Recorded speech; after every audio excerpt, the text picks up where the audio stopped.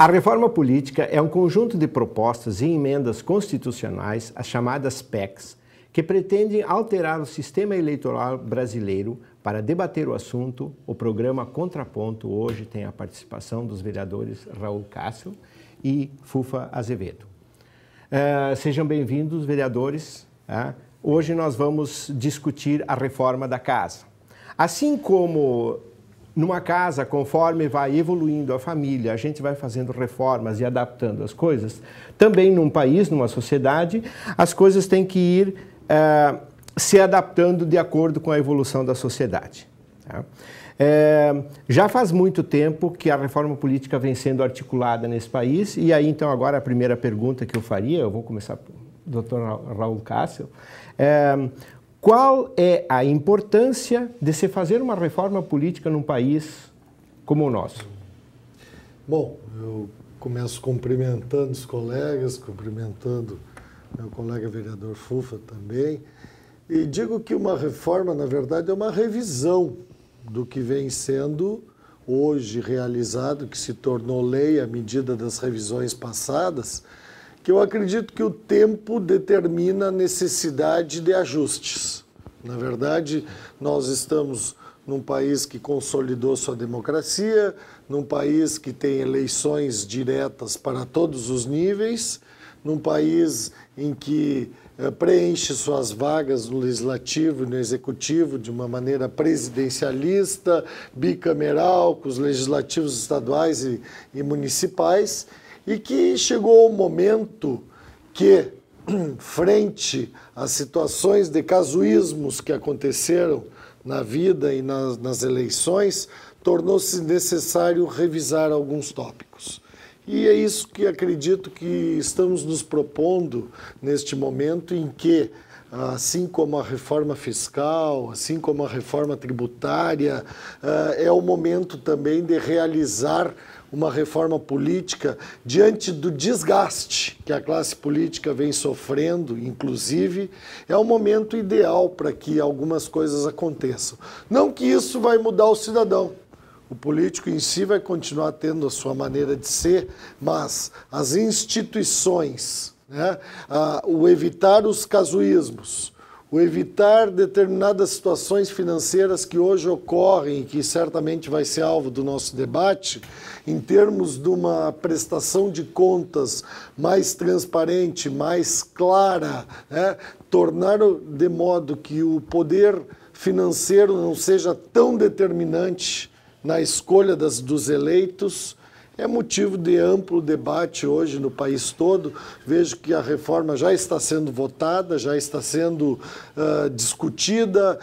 É lógico que existem visões diferentes, mas é um bom assunto para nós. E a tua opinião sobre isso? O que está acontecendo? Da mesma forma, cumprimentar meu colega vereador Raul Cássio.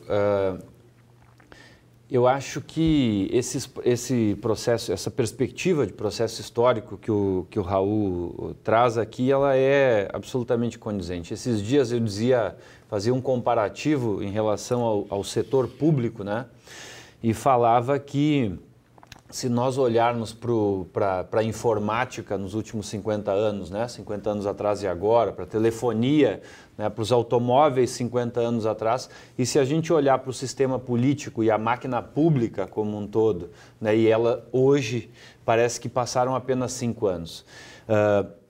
Embora neste período nós tenhamos tido a abertura democrática e acho, Raul, que a gente está num processo ainda de consolidação. A gente já tem uma consolidação no sentido de que é muito difícil desconstituir estas questões que estão postas, o voto direto, a eleição dos presidentes, dos governadores, dos deputados, dos senadores, vereadores, etc.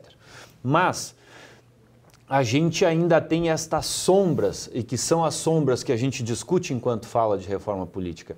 E aí eu acho que num dia de hoje, enquanto nós estamos aqui, ao lado nós assistíamos agora há pouco a votação no Congresso Nacional né, de um tema que é estruturante da reforma política e que está, para mim, colocado como um dos 2 principais temas, que são, o primeiro deles, sobre todos os aspectos, é o fim do financiamento empresarial de campanhas, e o segundo, o fim das coligações proporcionais.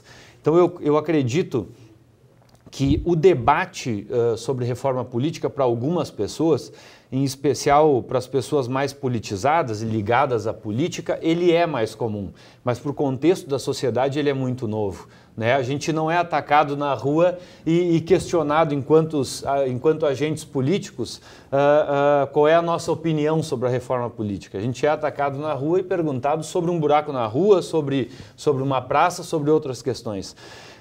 Quando, na verdade, o resultado, inclusive, dos serviços públicos, ele é um resultado do sistema político e da sua qualidade, né? Da qualidade de políticos que se gera. Porque, ao mesmo tempo em que é verdade que cada um de nós, enquanto indivíduo, vai continuar sendo a mesma coisa, mas o sistema ele permite que a gente ponha mais dos nossos defeitos humanos ou menos, né? E o sistema de hoje, eu acredito, para fazer essa abertura do debate aqui, eu acho que ele é absolutamente comprometido e com prazo de validade vencida sobre todos os aspectos. Antes das votações dessa semana, a única alteração, a única possibilidade que tinha se trabalhado e que se tinha discutido é a questão da ficha limpa, que tinha sido bastante discutida, e a questão da reeleição dos candidatos. Aí, então, eu perguntaria, como os senhores veem a questão da reeleição dos candidatos? Primeiro, a nível executivo, mas também no legislativo. Qual é o período de validade que tem um vereador? Bom, ficha limpa, para mim, é uma coisa já superada. Eu acho que ninguém é obrigado a se alçar uma função pública. E aquelas pessoas que se lançam, elas sabem que tem que ter pré-requisitos mínimos. Eu acho que pré-requisitos mínimos é ter uma vida comunitária saudável, né? Ter uma vida comunitária limpa e comprovada. Diria mais, no meu entendimento, o cara que quer ser candidato, ele deveria se submeter a um curso na universidade regional mais próxima, de uns 4 meses, mais ou menos, onde ele iria estudar exatamente as funções públicas, os encaminhamentos públicos, as leads públicas, né, e tudo que envolve, o que pode, o que não pode, para aí então ter uma capacitação mínima de chegar à condição de se candidatar, vamos dizer, a um cargo eletivo público. Então, escolaridade mínima, conforme a função, ficha limpa e um curso preparatório para a inserção dele, e a gente vê, porque participa dos processos eleitorais, pessoas, por exemplo, a nível do legislativo, como candidato a vereador, prometendo situações que jamais estarão na alçada dele, são da alçada do executivo. Então, existem algumas aberrações que acontecem justamente por falta de preparo, né? De como acontece os trâmites, o que é uma licitação pública, o que é um empenho, o que é, como se forma uma lei, o que é uma lei ordinária. A decisão de uma obra até que ela possa se tornar uma realidade. Quer dizer, as interferências que tu pode ter, o seguimento, a prestação de contas, né, o investigar de tudo isso. Então, isso é o mínimo que as pessoas deveriam ter. E com relação à reeleição, eu sou, assim, bastante cético. Eleições em todos os níveis, de vereador a presidente da República a cada 5 anos. Tá? Eu acho que é um desperdício de energia, é um desperdício financeiro, é um desgaste enorme para os candidatos, essas eleições intercaladas, e 5 anos é um tempo ideal para que os projetos possam se realizar, sem a possibilidade da reeleição no Executivo, e acredito eu que, sendo 5 anos, uma reeleição para o Legislativo estaria cabível. E com isso acontece mais uma coisa, Fufa, que eu acho que as pessoas começam a se dar conta. Acaba com essa história do fulano foi ser candidato a deputado, daí ele volta a prefeito, daí ele tenta não sei o quê, daí ele volta. Com isso vai acabar. Tu vai ter que fazer a tua escolha. Se tu vai ser candidato a prefeito, a deputado, seja lá o que for, está lá. Se tu ganhar, tu segue. Se tu perder, tu participa com todos os outros na próxima eleição daqui a 5 anos.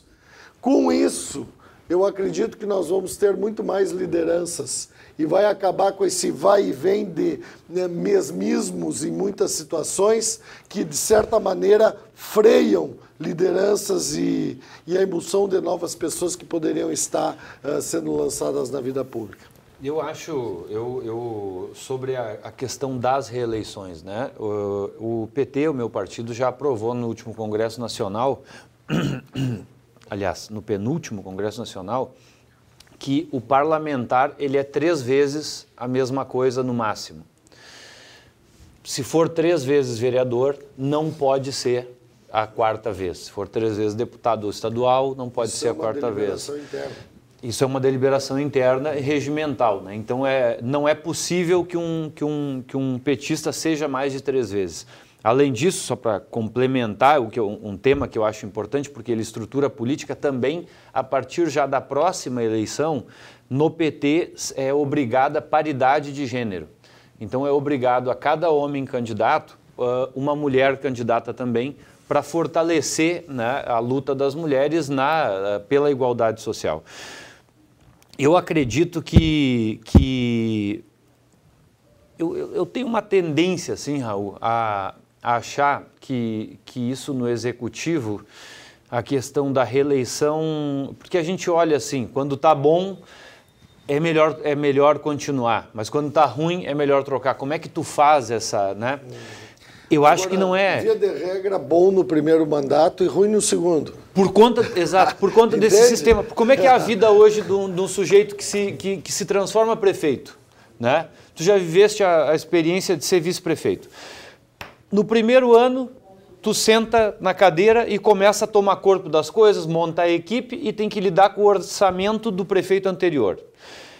No segundo ano, tu começa mesmo a ser o teu governo, né? Sendo que nesse segundo ano já tem uma eleição a nível... Já tem uma eleição a nível... Federal, exatamente, que já movimenta... Exatamente, assim. Porque todo mundo ali é ser político e já começa a tem no meio. No terceiro ano, digamos que seja um ano nato de governo. Tu não tem eleição em nenhum nível e tu está respondendo pelas coisas que tu foi construindo, né, no segundo e um pouco do que tu ajeitou no primeiro ano. E aí no 4º ano tem eleição de novo. E aí, inclusive, constitucionalmente, tu não pode fazer uma série de coisas, tu é obrigado a uma série de outras coisas por conta de ser um ano eleitoral.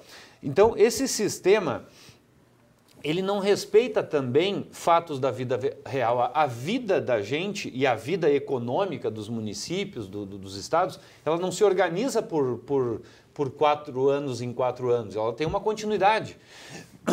E acho que tem uma questão que a gente vem evoluindo, essa é uma questão que vem evoluindo. Antigamente era mais comum a gente ver um partido ganhar uma eleição e parar tudo do outro, como se fosse uma vingança com aquele que foi derrotado. Hoje isso já está mais difícil, hoje já tem leis que garantem com mais solidez a continuidade, né, de obras, independente de que troque partido e etc. e tal. Mas eu concordo, sim, me parece razoável, temos que pensar qual é o formato disso, mas tem que ter limite. A pessoa não pode ser vereador 10 mandatos. A pessoa não pode ser deputado estadual 25 mandatos. Deputado federal, né, ela pode sim, e eu acho que é absolutamente legítimo a pessoa dedicar a sua vida política, e na verdade, se não houverem pessoas que façam isso, que mesmo que seria de nós enquanto sociedade, enquanto representatividade, né, mas que isso não pode ser interminável. O cara foi 2 ou 3 vezes vereador, ou sai, ou vai fazer outra coisa, ou vira deputado estadual, ou vira deputado federal, e assim por diante. Eu concordo com... honrosamente assume que cumpriu com a sua função e retorna à sociedade como colaborador ou vai formar uma outra liderança e tal. Né? Da mesma forma. Bom, Nós vamos fazer agora um breve intervalo. Contraponto volta daqui a pouco com os vereadores Fufa Azevedo e Raul Cássio debatendo a reforma política.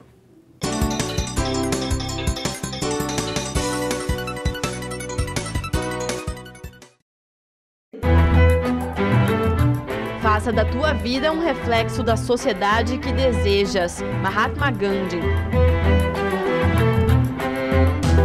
Ajude a transformar o mundo. Participe da vida política de sua cidade. Vote com responsabilidade. Acompanhe o trabalho dos legisladores. Dê as suas sugestões. Faça as suas críticas. Através do site câmaranh.rs.gov.br.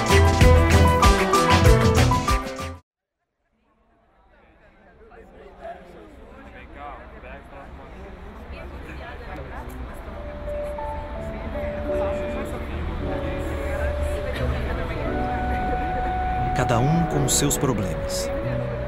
E o CVV, para escutar os de todo mundo, ligue 141 ou acesse o site cvv.org.br e encontre apoio emocional. CVV, a linha da vida.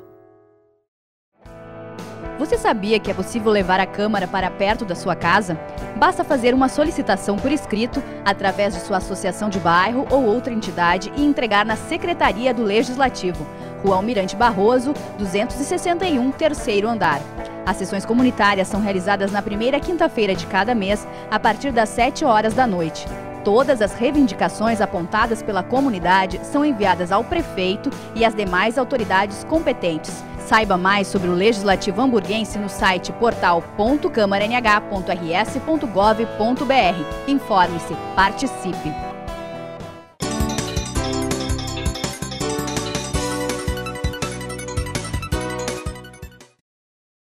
Contraponto está de volta, debatendo a questão da reforma política. E agora nós gostaríamos de saber, primeiramente do vereador Fufa Azevedo, qual é a tua opinião a respeito do financiamento da campanha, o que você acha ideal, como é que você pensa a questão do financiamento da campanha? Olha, a minha opinião ela é a mesma da CNBB, da OAB e da Associação dos Magistrados Brasileiros, né? É pelo absoluto fim do financiamento empresarial de campanhas eleitorais. Por quê? Primeiro lugar, porque nenhuma única pessoa até hoje me apresentou um argumento que se sustente na vida real em defesa do financiamento empresarial de campanha. Por que ele pode ser saudável e por que ele pode ser melhor para o Brasil? Eu tenho aqui uma lista, por exemplo, das 10 maiores empresas que contribuíram com campanhas eleitorais, né? Nós vamos de OAS, Vale, Ambev, Andrade Gutierrez, Bradesco, TC, Queiroz Galvão, Odebrecht Pactual, BTG Pactual, etc. e tal. Todas as 10 empresas que mais contribuíram para as campanhas eleitorais estão em 1 ou 2 ou 3 ou mais escândalos de corrupção. Empresa não vota. E empresa não contribui para a eleição. Isso não é, evidentemente, fazer um absoluto generalismo, né? É claro que tem contribuições legítimas para candidaturas legítimas, mas as empresas, por via de regra, nas estruturas maiores especialmente, para as campanhas a prefeito, para as campanhas para o Congresso Nacional, para as campanhas para governo do Estado, para a campanha para o governo federal, as campanhas fazem investimento e prova disso é que as contribuições aqui, numa rápida olhada, elas somam 200, 300 milhões de reais e os escândalos em que essas empresas estão envolvidas, eles ultrapassam 4, 5 bilhões de reais. E aí a gente precisa, para compreender isso, desmistificar algumas coisas. Eu vivo dizendo isso insistentemente. O financiamento privado de campanha, ele está ligado a um fato que é absolutamente óbvio e a gente nunca diz enquanto sociedade, né? Não existe nenhuma forma de um agente público, estando numa prefeitura, por exemplo, ir ao cofre da prefeitura e roubar o dinheiro público. Não existe. E não existe como... Até porque não vai ter dinheiro nenhum lá, né? Exatamente. Não existe este cofre lá. Não existe como 2 secretários de um município se mancomunarem, né, ou servidores públicos irem lá e roubarem dinheiro público. O dinheiro público só sai para pagar salário de fornecedor. Então, todo ato de corrupção, toda vez que a gente enxerga alguém recebendo um dinheiro roubado do serviço público, recebendo 100 mil reais, por exemplo, a gente tem ali por trás uma má empresa que estava roubando 1 milhão ou 2 milhões ou 5 milhões e pagando aqueles 100 mil. Né? E recai sempre o tema da corrupção como se ele fosse uma exclusividade da classe política e como um fato para demonizar, né, a política. E o financiamento privado, ele é a grande motivação dessas relações espúrias, né, dessas relações que apodrecem o sistema. Então, qualquer tema, como nós falávamos aqui, de reeleição, né, das formas de coligação, qualquer outro tema dentro da reforma política, até o Papa Francisco já se pronunciou pelo fim do financiamento empresarial de campanhas eleitorais. Qualquer outro tema ele é secundário e discutível. Este tema é o que nós precisamos garantir, né, que saia de pauta. E, infelizmente, o presidente do Congresso Nacional, fazendo manobras ontem, que o Brasil inteiro estava vendo, tentando, ao contrário do que todo mundo pede, não é, Raul? Ele fez uma manobra para justamente o contrário, para colocar e tornar uma lei da Constituição Federal a contribuição empresarial de campanhas eleitorais. Ou seja, é algo escandaloso no momento em que toda a sociedade pede que o universo político e público faça o rompimento com esse tipo de relação. Pois olha, eu concordo contigo parcialmente. Parcialmente, eu digo, na teoria eu concordo contigo. Tá? Eu tenho muitas dúvidas se essa saída oficial não vai passar a ser uma saída extraoficial cada vez maior. Tá? Porque os mecanismos que vão permitir que as doações não oficiais ocorram, no meu entendimento, a Justiça Eleitoral, a política, a Justiça Eleitoral, os tribunais, né, de prestação de contas, são muito vulneráveis. Eu vejo campanhas eleitorais aí, milionárias, que não são condizentes com a sua prestação de contas. E eu me admiro que só o juiz eleitoral não enxergue isso. Porque basta tu circular pela zona da tua, né, região, da tua, vamos dizer, subseção, sei lá como dizer, que tu vai ver exatamente quem são os candidatos que estão pagando, patrocinando, fazendo, acontecendo. Basta dar uma circulada mínima, que isso é muito notório. Tá? No tipo de campanha, vamos dizer, no que ela disponibiliza, no que ela permite, no que ela dá. E, no entanto, hoje, isso não é coibido. Então, eu tenho muitas dúvidas ainda. Concordo contigo que é uma maneira, na verdade, de alguma maneira... Por que alguma empresa vai dar alguém para ti? Porque tu é bonito, porque talvez não, tu é muito... Ela pode até acreditar em ti. Ela acredita em ti, ela está te ajudando. Ou talvez naquela empresa tem um amigo teu, porque é solidário. O dono que contribua. Exatamente, o dono que faça a contribuição. Que ele é solidário à tua causa. Mas até um determinado ponto. Depois de um determinado valor, eu acredito que possa ter interesses por trás, que possa ter a via inversa, né? No momento em que tu, uma vez eleito, possa dispor de situações que revertam em melhorias, em prioridades, em influências, vamos dizer assim. Então, teoricamente eu concordo. Na prática eu ainda tenho, vamos dizer, minhas dúvidas, porque eu não acredito ainda, né, no que hoje a Justiça Eleitoral, a nível de prestação de contas e do que é apresentado, que julga as contas e que mostram valores ridículos, muitas vezes, pela campanha que tu, sabendo do que tu gasta num anúncio de jornal, que tu gasta num evento e tal, isso é mais ou menos como a proibição das jantas e a possibilidade de fazer aniversário do teu amigo lá e vender um convitezinho por R$10 que ninguém paga. Olha, isso é hipocrisia, vamos parar com esse tipo de coisa, né? Isso é uma maneira disfarçada de tornar legal uma coisa que é visivelmente irregular, né? O grande problema que nós vemos, que eu vejo no financiamento da campanha, é justamente esta ingenuidade, eu diria, da Justiça Eleitoral ao julgar de onde vem e como vêm as contribuições.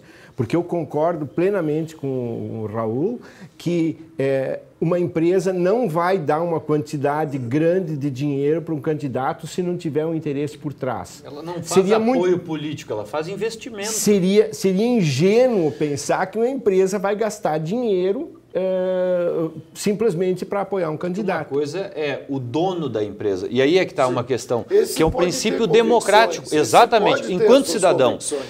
E o problema da relação financeira, ele indo um pouco mais a fundo, ele é assim, a gente pode ter uma liderança política na cidade que não tenha nem familiarmente, nem pessoalmente, né, condições de financiar a sua própria campanha e não tenha amigos de classe média alta que possam, mesmo enquanto indivíduos, contribuir com a sua campanha.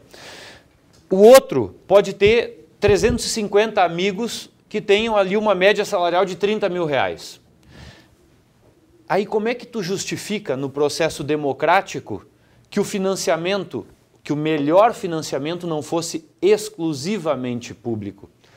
Como é que tu garante democracia se o impacto no processo eleitoral e no direito, né? Então o voto, a condição de conseguir voto daquele que tem mais dinheiro, mesmo quando não é na relação com a empresa, né? Mesmo quando não é na relação da contribuição empresarial, mas é nas suas relações sociais, né? Tu tem lá uma família que pode ajudar com 30 mil reais, 40 mil reais a tua campanha, né, para vereador na cidade de Novo Hamburgo. E tu tem o outro que é tão decente quanto tu, tem tantas virtudes quanto tu, mas ele não tem isso. Quando tu tem o financiamento público de campanha eleitoral, tu tem a única possibilidade de realmente garantir um processo democrático livre. E, inclusive, tu tem...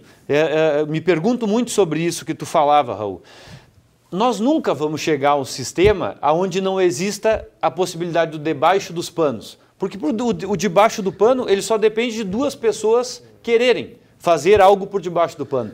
Mas... Eu acho estranho uma situação assim, por exemplo, a justiça, o sistema, te pergunta quanto tu vai gastar. E isso é ilimitado. Quer dizer, no meu entendimento, tinha que ser o contrário. Exatamente. Vereador, está estipulado, uma campanha máxima é 40 mil, 30 mil ou 50 mil, não sei. Vamos pesar o que seria razoável. Agora, o problema todo é tu dizer que vai gastar 100 e gastar 101. Aí tu tem problemas. Sim, aí é um crime. Aí é um crime. Aí é um crime. Tá? Agora, eu gastar 2 mil, tu 40 e o outro 200, aí não é aí problema. não é problema. Aí não é problema. Quer dizer, exatamente. eu acho muito estranho Exatamente. isso. Quer dizer, Exatamente. é uma coisa quase que ridícula, né? No sentido de tu estipular um valor. E estipulando um limite e que fosse financiamento público, tu consegue passar a ter, inclusive na visibilidade, né, das campanhas eleitorais, tu tira essa liberdade da campanha de dizer, eu vou gastar 500 e o outro vai dizer que vai gastar 50. Tu consegue ir estabelecendo um pouco melhor, até para a justiça eleitoral, estes padrões, né, de quanto custa o quê, ali tem muita coisa ali naquela campanha para o valor máximo, não dá para fazer tudo com isso. O cara vai apresentar uma nota de gráfica para 1000 panfletos, o outro apresenta uma nota de gráfica para 1000 panfletos e tem um quinto do valor. Opa, tem alguma coisa errada aí. Sim. Tu começa a estabelecer padrões para fiscalizar também. É mais fácil de fiscalizar. E aí, evidentemente, né, se sairia melhor aquele que tiver uma melhor militância, aquele que tiver... Aí começa a ter o valor, a política, ao invés do dinheiro. Aí a política vai para as ruas. A qualidade do candidato. Porque hoje o dinheiro substitui a política. Sim. Né? Tu contratava cabos eleitorais, que é um termo, inclusive, que honestamente me dá nojo, né? E é da cultura política mais mais podre desse país, cabos eleitorais e não militantes que acreditam em ti, por algum motivo vão lá e conversam com as pessoas para pedir um voto, né, para a tua candidatura. E tu vai fazendo o mais grave dos enfraquecimentos, que é o enfraquecimento dos partidos. Eu não sei se nesse momento que nós vivemos, onde há um grande descrédito da classe política, se a população está preparada para acreditar que o valor dos seus impostos devam financiar campanhas de políticos. Eu não vejo isso com simpatia nesse momento, até porque há necessidade de avanços.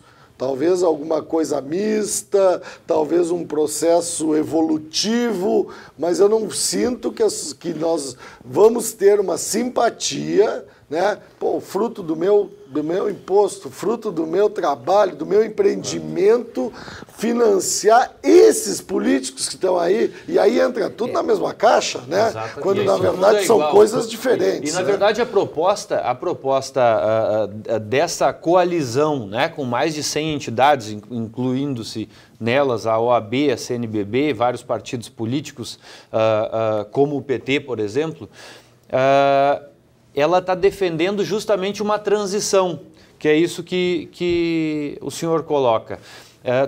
Mas que tu estabeleça um limite para... O respeito. Eu tenho 35, tu tens 38, eu estou aqui fazendo... Todo mundo.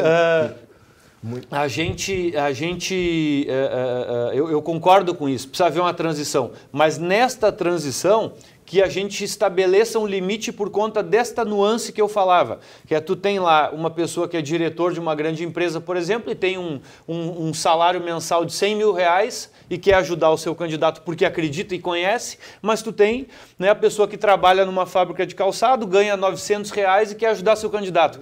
E estabelecendo-se ali um limite de algo em torno de um salário mínimo para a contribuição pessoal, né, que seria uma forma mista, uma parte pública, uma parte mista e sem o financiamento empresarial. Eu topo qualquer uma dessas, né? Desde que a gente consiga garantir o fim do financiamento empresarial, porque esse é o que não se justifica. Bom, uma coisa é certa, nós precisamos reformar a política desse país. Porque, do jeito que está andando, cada vez mais a classe política fica desacreditada por N motivos, N coisas que estão acontecendo e, com certeza, isto cada vez mais vai desgastar a classe política. Então, a reforma é necessária até para se dar continuidade à política, à boa política no país. Nós vamos fazer mais um breve intervalo e voltamos em seguida.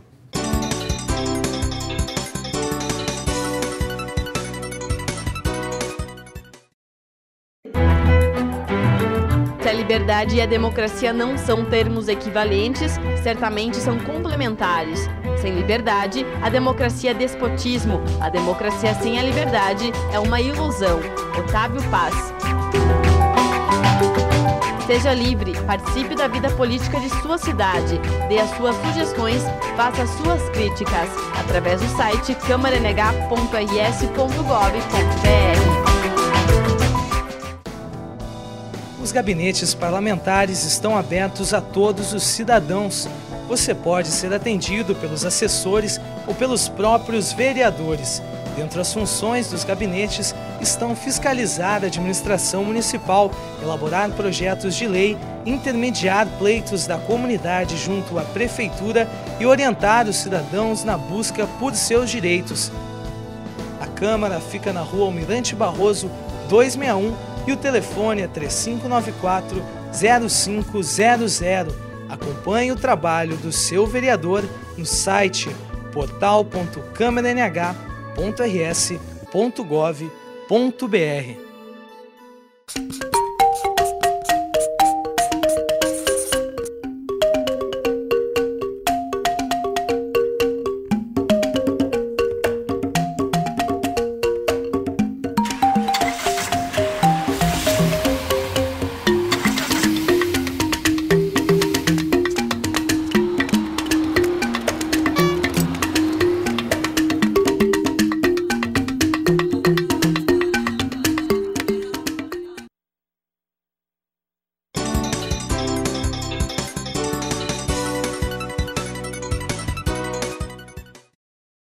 O Contraponto está de volta, debatendo a reforma política.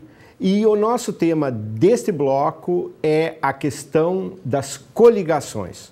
Como é que o senhor pensa as coligações? Bom, a nível de eleições proporcionais, né, vamos dizer os legislativos, as chapas devem concorrer de maneira partidária, independente, cada partido buscando seu espaço. Essa conjunção de interesses, e isso normalmente em partidos menores, que se aliam 2, 3, sabendo que vão fazer uma cadeira ou eventualmente 2, para unir esforços e ter a possibilidade de formar esse coeficiente, não congrega as mesmas ideias, congrega apenas interesses. Então eu, pessoalmente, sou absolutamente contra. Mas também sou contra o número de partidos que existe aí no país. Nós hoje teríamos que ter tendências. Eu vejo que 5 partidos no país seria mais do que suficiente se nós pensássemos num de esquerda, num de direita, um de centro-esquerda, um de centro-direita e um de centro. Quer dizer, abrangendo todas as tendências de comportamento, né? Não precisaríamos mais do que isso. E penso mais ainda. Acho que dentro da composição da majoritária, os 2 candidatos, presidente, a governador, prefeito e os seus devidos vices, também deveriam ser do mesmo partido. Mesmo que, eventualmente, tu vá precisar buscar apoios. Esses apoios para um segundo turno, esses apoios para um projeto dentro do município, ele pode se dar através da divisão das tarefas do governo. Digo, uma secretaria, determinados pontos de comando do prefeito. Agora, o prefeito tem que trabalhar com o seu melhor, né, confiante, com a pessoa com que ele acredita, que tem as suas ideias, que quando isso acontece, eu tenho visto menos problemas. Tenho visto muitos vices aí que se elegem dentro de uma configuração de interesses e que depois iniciam seus problemas. Então, para mim, poderia ser chapa pura em todos os sentidos, mesmo que se formem para garantir a governabilidade ou um projeto de governo, alianças de forças, né, que acreditem nas mesmas ideias. Bom, a questão das coligações proporcionais, ela é o segundo principal ponto, né? Então, primeiro, para mim, fica essa questão clara do financiamento empresarial de campanha que precisa acabar e a questão das coligações proporcionais. Por quê? Hoje, as pessoas são literalmente enganadas no processo eleitoral. A pessoa vota no João, elege o Pedro. Vota no Antônio, elege a Joana. Por quê? Porque hoje é possível tu pegares, por exemplo, um partido, o PP, por exemplo, fazer na coligação da sua chapa de candidatos a vereador numa cidade e coligar com o PSTU, por exemplo. Pode fazer isso.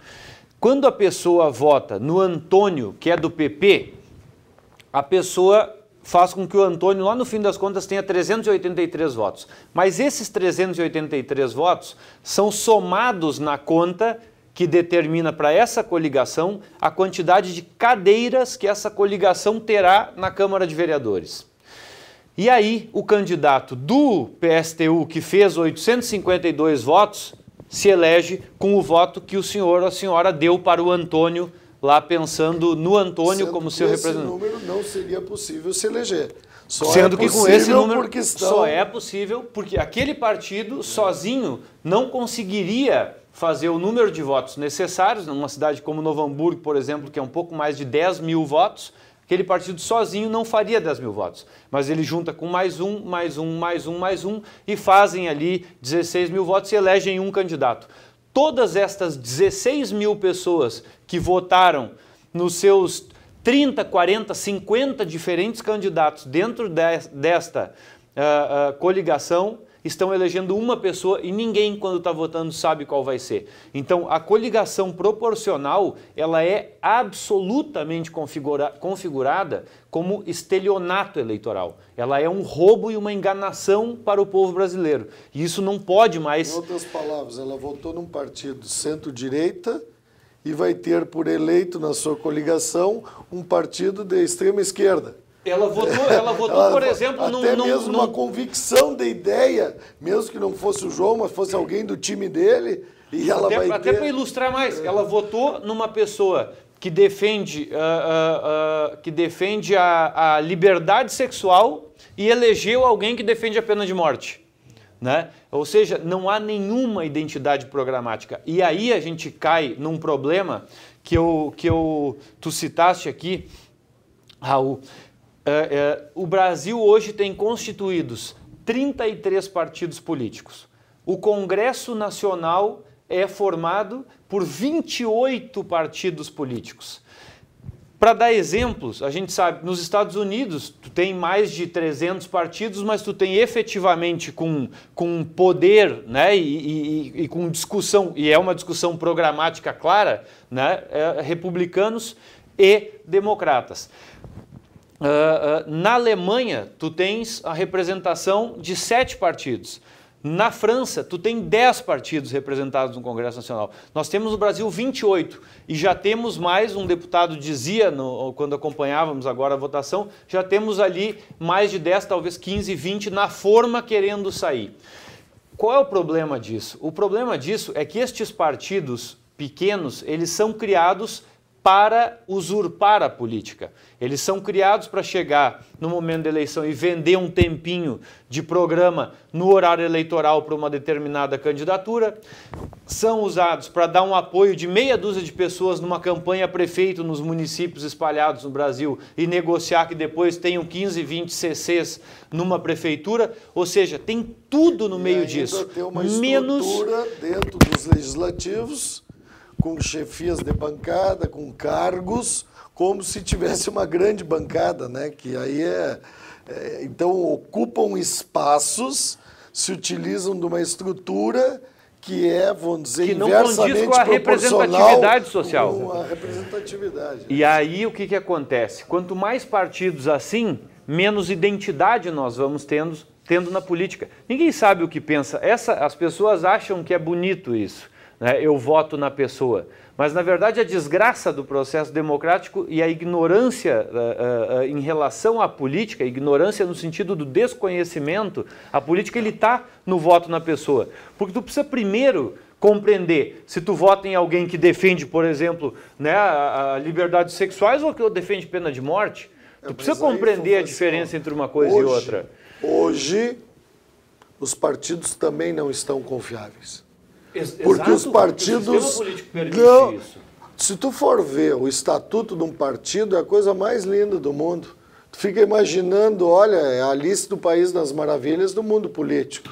Quando, na verdade, aquilo ali, são muito parecidos os estatutos entre os diversos partidos, o que eles pregam, o que eles, né, têm por ideias, só que os partidos são permissivos.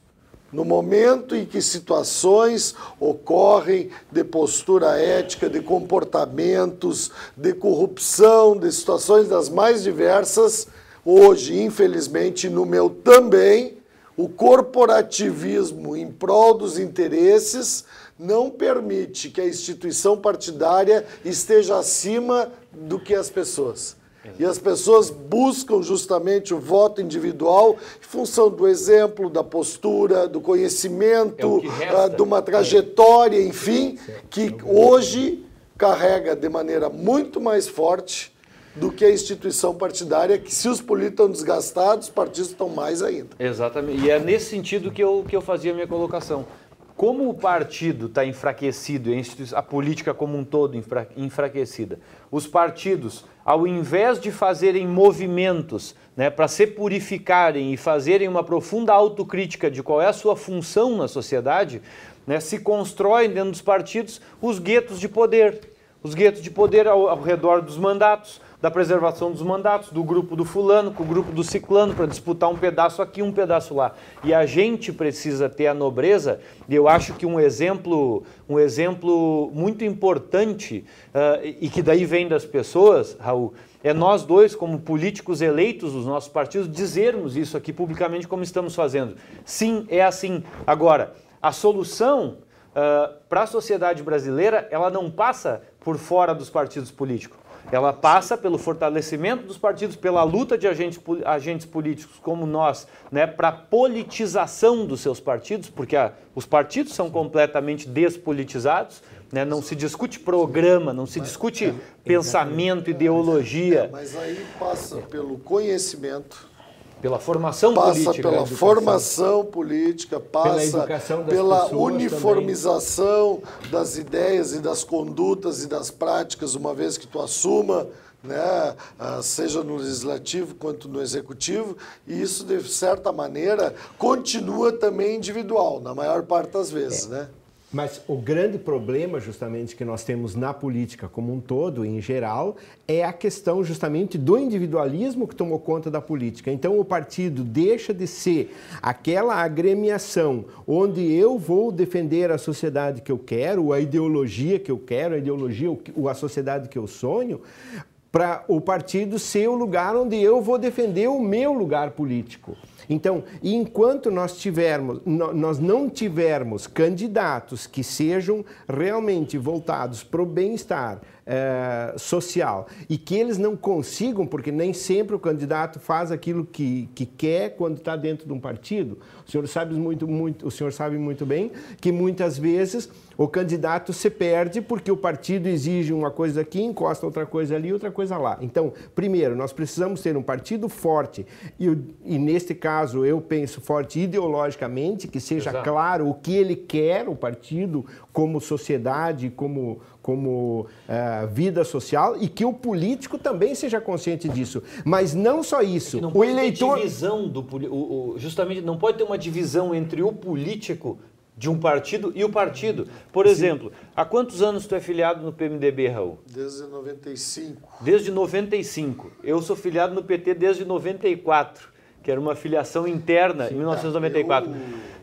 Isso aconteceu, mas a participação e a simpatia pelo MDB local já vem desde os anos 80, né? Mas é isso. Mas o ato de filiação, que eu não via muita diferença entre tu ser um simpatizante e tu estar filiado, até porque até então eu não buscava um cargo eletivo e buscava a simpatia por um projeto. Mas isso é história.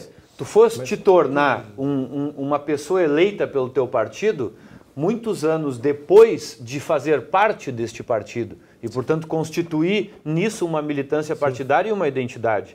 Agora, a gente sabe como é que funciona. Hoje em dia, as pessoas, na véspera da eleição, que o cara é fulano do táxi, né? Beltrano do não sei o quê, ciclano do posto, qualquer coisa, né? Qualquer símbolo desses. É conhecido, ele vai lá e procurar e negociar qual é o partido que vai dar mais dinheiro para ele fazer campanha, para ele virar candidato. Eu fiz uma proposta na executiva do meu partido aqui há 1 mês e meio atrás, que nós possamos construir, porque é isso, o programa de um partido, todos eles têm muitas coisas parecidas e são lindos, mas eu fiz uma proposta de que a gente construa, do ponto de vista ideológico, algumas questões macropolítico e sociais, né, e que o candidato, que vá ser candidato pelo meu partido, ele precise ler aquilo, dizer livremente se concorda ou não, mas que para ser candidato por este partido, estas bandeiras são indispensáveis. E não é para tirar a liberdade dele, ele pode estar em qualquer outro partido, mas a gente precisa ter identidade no nosso e defender isso e criar instrumentos partidários para isso. Mas aí justamente entra outra questão, que não é só o candidato que tem que ser politizado, mas também o o eleitor tem que ser politizado. E, infelizmente, os senhores sabem muito bem que nós estamos andando na contramão justamente da politização das pessoas. Hoje as coisas radicalizaram, as pessoas dizem qualquer coisa, nós temos 300 papagaios de pirata todo dia no Facebook. Aliás, isso aí é outro assunto que daria um belíssimo de um debate. Tá? Assim como aproxima... Ao mesmo tempo divide, também não aprofunda nada. Nada. Tu cria apenas rótulos. Não, copia eu e cola. cheguei ao ponto só para... É o relacionamento do rótulo, né? Só para relaxar um pouco, eu cheguei ao ponto, né, a gente chega, e tu certamente já passou por isso também, tu chega ao ponto de ter perfil falso querendo pregar moral na tua rede social, na tua página do Facebook, perfil fakes, gente que sequer tem coragem de mostrar a cara no Facebook exatamente. Enquanto cidadão, querendo pregar leis né? Moral de cueca. Moral de cueca. Exatamente. Quer dizer, isso, então, nós estamos caminhando para uma situação onde não existe mais a consciência política. Existe os copia e cola e aquele tipo de coisa que nós temos muito nas redes sociais. Mas como nós temos pouco tempo, eu gostaria de ouvir de vocês as considerações finais. Quer começar agora, Fufa? Eu vou ceder primeiro ao colega. Eu agradeço por essa oportunidade e desde já peço desculpas pela minha voz, que não é o timbre habitual, mas tendo em vista minhas paixões clubísticas no futebol, eu fui realmente... me empolguei e hoje fiquei um pouco desfavorecido em relação à voz, mas acredito que essa discussão foi oportuna. Nós não tivemos aqui o contraponto, eu acho que nós construímos um conceito razoável de uma ideia básica que deve compor tranquilamente, no mínimo 2 desvios padrões para mais ou para menos das ideias da maior grande parte das pessoas e que, sem dúvida, devem estar sendo discutidas em outros momentos também. Nós criamos aqui vamos dizer, um levante sobre isso, mas dentro do partido, dentro dos bairros, dentro das comunidades, dentro, vamos dizer, dos grandes núcleos de poder, deve ser exercido desta maneira e essa discussão deve permear as construções. Então, eu agradeço pela fidalguia do Fufa e hoje nós ficamos aqui, saímos abraçados nas ideias, né? No sentido de que muito pouco se discordou, quase nada, e que temos a responsabilidade, sem dúvida, porque estamos diante do exercício de uma função. Outros virão, mas temos que deixar as nossas marcas e marcar com as nossas ideias. Da mesma forma, eu quero agradecer ao Raul pelo debate, agradecer ele, é um debate saudável e eu penso que na democracia não há debate que não possa ser saudável, né? Onde a gente especialmente consegue aqui enxergar casos como, por exemplo, hoje no Congresso Nacional, nós estamos tendo lá emendas conjuntas pelo fim das coligações proporcionais do PT e o PSDB juntos, por exemplo, né? Concordando com o fim dessa questão tão prejudicial à política. Então, fim das coligações proporcionais em todos os âmbitos, fim do financiamento empresarial de campanha, né? Eu acho que essas são bandeiras para independizar o povo brasileiro e realmente aprofundar esse caminho do processo democrático, de uma real democracia para o país, onde o dinheiro não mande no nosso processo eleitoral e, portanto, nos nossos governos. E eu quero deixar uma mensagem no mesmo sentido que o meu colega vereador Raul deixou aqui, que é o papel de fazer esse debate, provocar este debate, ele não é dos outros, né? Ele é meu enquanto vereador, do Raul enquanto vereador, mas é do senhor e da senhora que nos ouvem, que nos assistem nesse momento, né? De procurar ler sobre esse assunto, construir uma opinião embasada sobre esse assunto, porque isso está sendo votado lá no Congresso Nacional, isso está sendo decidido. E aí cabe sim ir para o Facebook, ligar para o gabinete do seu deputado federal e exigir que ele tome uma votação, que ele vote pelo bem do Brasil, né, e não se omita nesse momento onde se discute os rumos do nosso país. E agradecer mais uma vez a oportunidade, espero ter outras. O contraponto está se encerrando agora e, mais uma vez, nós podemos ver que a boa política, ela não discorda de tudo. Pode discordar de ideias, mas a boa política é aquela que se faz para governar e para gerenciar a polis, a cidade. E aí, independente de qual o partido que nós militamos, se nós militamos de uma forma séria, nós sempre vamos concordar com os outros, nós vamos sempre ter pontos em comum e nós sempre vamos querer o bem da nossa cidade. Então, o Contraponto agradece o Fufa Azevedo, agradece o Raul Cássio e até o próximo encontro.